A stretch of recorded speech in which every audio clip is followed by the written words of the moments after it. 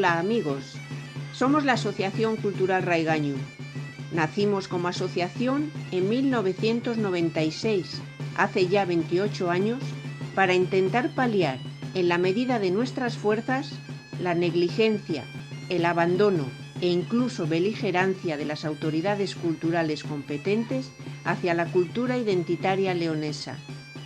Como primeras actividades, nos centramos por aquel entonces en recuperar la fiesta de las comarcas leonesas, la cual reunía toda la esencia de la cultura tradicional de nuestra tierra, para, finalmente, dedicarnos con gran tesón a la recuperación, estudio, catalogación y divulgación de todo lo que envuelve al sorprendente mundo de los ramos tradicionales leoneses.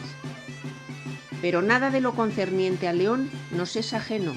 Por eso, en un día como este, en el que celebramos los logros democráticos de nuestros antepasados, queremos estar a vuestro lado en la tarea de divulgar lo leonés y felicitar al colectivo leonesista en Cataluña 1188 por esta iniciativa de leer públicamente los decreta del Reino de León, reino reconocido por la UNESCO como cuna del parlamentarismo.